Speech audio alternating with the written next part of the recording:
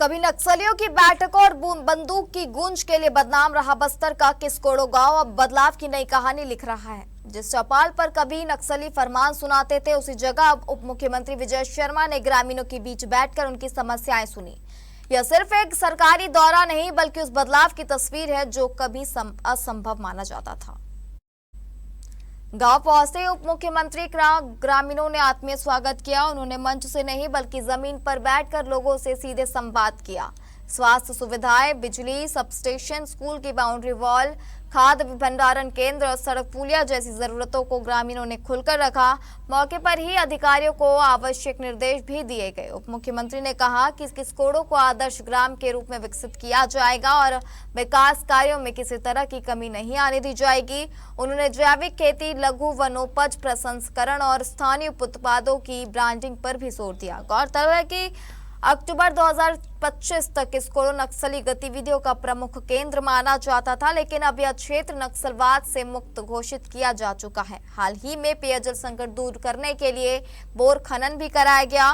कभी डर की पहचान बना यह गांव अब विश्वास, विकास और लोकतंत्र की नई मिसाल बनने की ओर बढ़ रहा है। किस्कोड़ो की यह बदलती तस्वीर केवल एक गाँव की नहीं बल्कि बदलते बस्तर की कहानी भी कह रही है। किसी तरह से सरकार उद्योग लगा रही है आदिवासी विषयों पर। एनएमडीसी का काम पहले से यहाँ चल रहा है, कुछ कंपनियां काम कर ही रही हैं, वही चल रहा है। समाज के प्रमुखों के साथ बैठकर इस बात पर चर्चा हुई कि अगर भ्रम फैलाने वाली स्थिति समूचे बस्तर में होनी नहीं चाहिए, हमको स्पष्टता समाज के बीच में भी रखना चाहिए।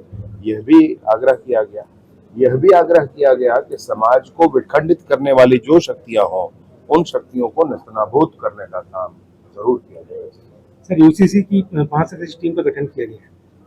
यूसीसी पर काम जारी है और उसमें मुख्यमंत्री जी ने निर्णय किया है कि आदिवासी समाज उसमें प्रभावित नहीं होगा, आदिवासी परंपराएं उसमें प्रभावित नहीं होंगी और उसके बाद अन्य सारे ही समाजों को एकीकृत करके और एक जैसा कानून देश में, जैसे हमारे भारत देश में 1 नेशन 1 इलेक्शन की बात हुई, हमारे भारत देश में 1 नेशन 1 ग्रिड की बात हुई, हमारे भारत देश में 1 नेशन 1 टैक्स की बात हुई, वैसे ही हमारे भारत देश में एक कानून सबके लिए, ऐसी भी बात हो रही है।